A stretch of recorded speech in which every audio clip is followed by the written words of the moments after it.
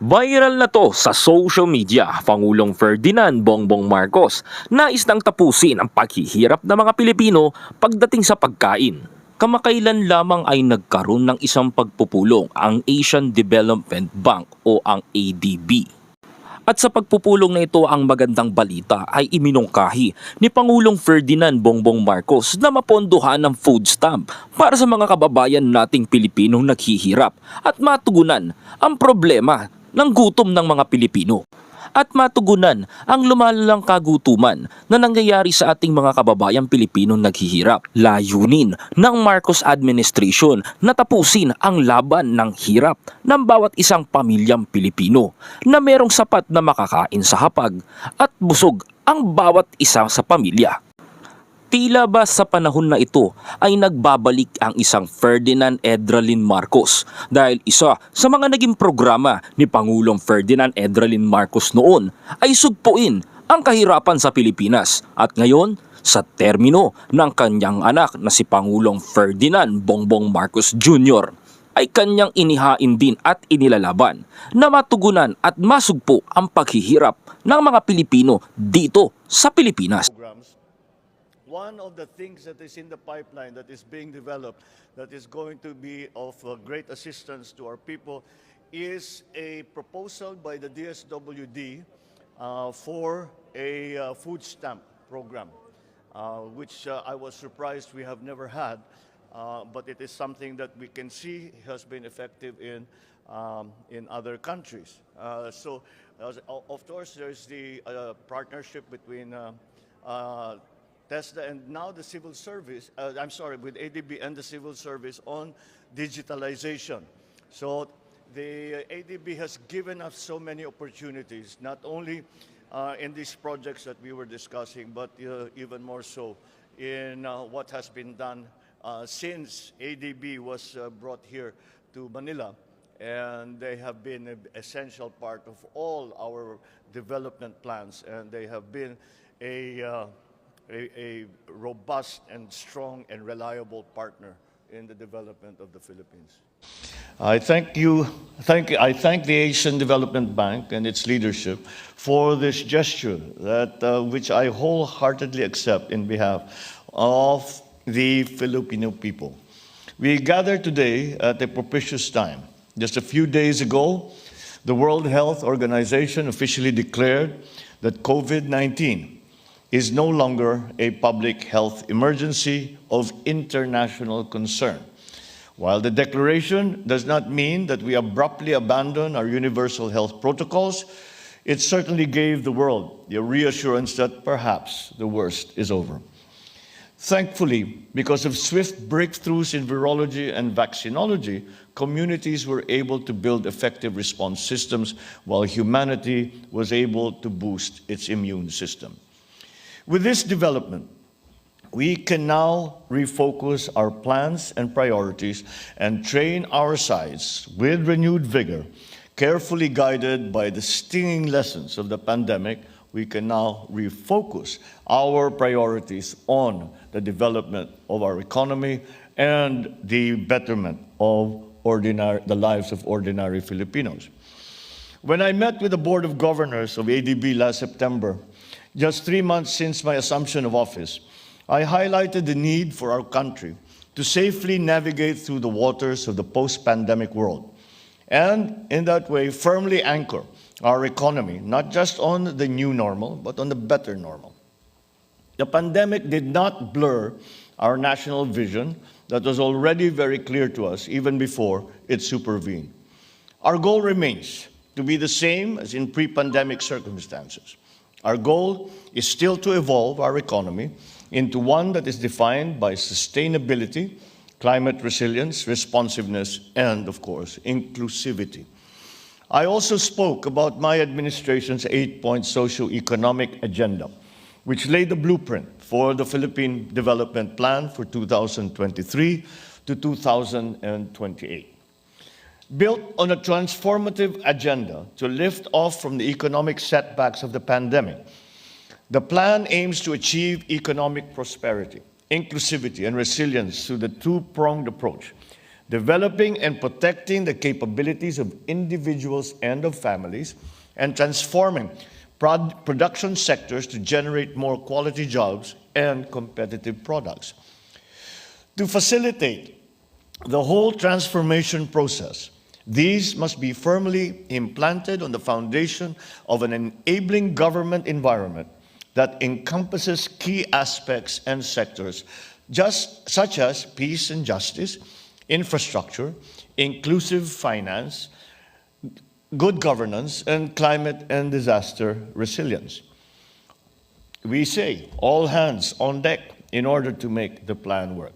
Whole of government and whole of society approaches, public-private partnerships, international collaborations shall be adopted as necessary. We will engage our tried and tested and dependable partners and allies to help us out in this can only be described as a monumental exercise.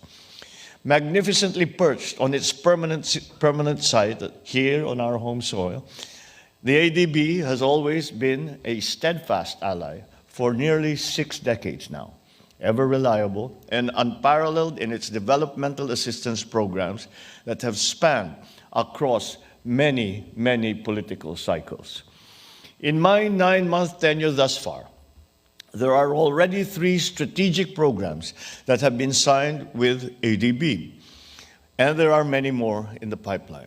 All these calculated to strongly backstop our pursuit of high-priority developmental goals.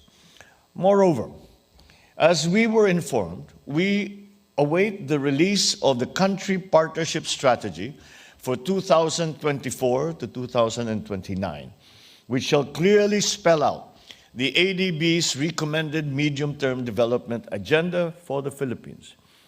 Guided by the theme of investing in climate, Filipinos, and the future, it appears to tie in quite nicely with the Philippine Development Plan. We note the theme's strong emphasis on climate and its intimate relation to the people and to our future. According to the 2022 World Bank report, climate change will continue to pose a threat to the Philippines. There is now the high likelihood of the El Niño phenomenon, which we are preparing for as we speak. That is on top of the dreaded big one. Our country recently topped the World Risk Index 2022, which means that we have been found to have the highest disaster risk among the 193 countries in the planet. A highly undesirable distinction that we somehow have come into. In spite of these, certain things have remained constant, such as the geographical fact that the Philippines still lies along the typhoon belt and the ring of fire in the Pacific. But set against the backdrop of all these worrisome realities and statistics, the whole point is that the climate change agenda is compelling, not only for our Philippines, but for that matter, the rest of the world. Our options are limited. We must mitigate, we must adapt, and if we do not do that, we must suffer. As the climate experts has warned us so many years ago, but somehow the world did not listen. If we do not act, climate change can, will, and already is unleashing nature's fury upon our communities and our people. Cognizant of all these, we have strategically integrated the climate agenda into the plan. As we ramp up annual public infrastructure spending to 6% of GDP, consistent with the Build Better More program, we will incorporate the elements of sustainability, climate resilience, and disaster proofing in all phases of societal and infrastructural planning, design, construction, up to operation and maintenance. It will be implemented in our water supply, in our sanitation, energy, and transportation systems, including agri and food production, and many other essential areas. Climate change will be the lodestar for our integral national policies and investment decisions. In keeping with our solid partnership that we have had for decades, we will look to the ADB for crucial developmental intervention in these critical areas. As the climate bank of the Asia and the Pacific, the ADB has proven its reliability in extending strategic financing and technical assistance for climate-responsive projects. The Philippines stands to greatly benefit from this mutually beneficial relationship with the ADB. We are aware of the responsibilities that this relationship carries with it. But we will re-echo my father's words during the ADB inauguration some 57 years ago. We will meet those responsibilities. We will ensure that the plans and projects are stringently and timely executed. We will also ensure judicious utilization of the loans and other technical assistances that are provided to the country.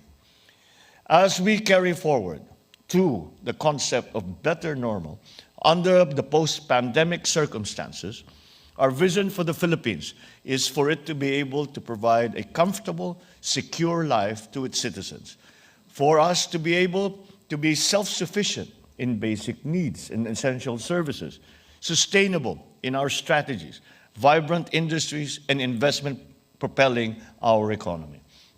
It is our continuing and collective hope that the ADB will continue to be there by our side to lend its support throughout our transformative journey. So, once again, let us celebrate 2 more years of fruitful relationship between the Philippines and the Asian Development Bank. Thank you all for all that you have done in the many years, and I thank you in anticipation for all that we will be doing together in the coming years. Maraming salamat po. Thank you very much, and good morning. Thank you, Mr. President.